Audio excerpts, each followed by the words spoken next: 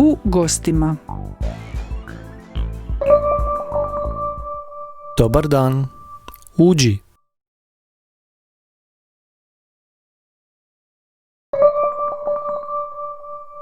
Trebam li skinuti cipele?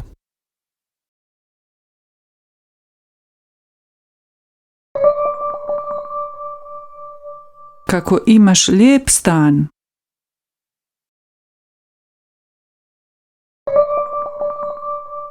Koliko soba ima tvoj stan?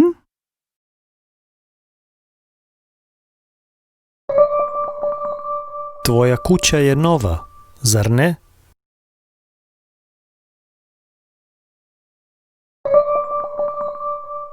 Gdje je kuhinja?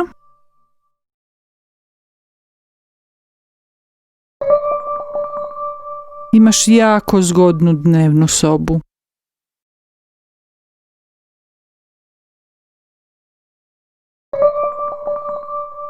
Ah, tu je dječja soba.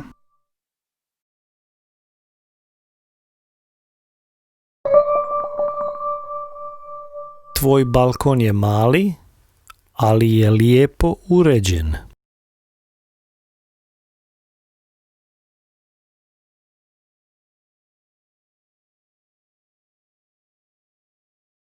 Dobar dan, uđi. Trebam li skinuti cipele? Kako imaš lijep stan. Koliko soba ima tvoj stan? Tvoja kuća je nova, zar ne? Gdje je kuhinja?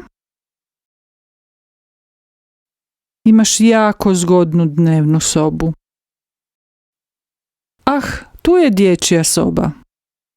Tvoj balkon je mali, ali je lijepo uređen.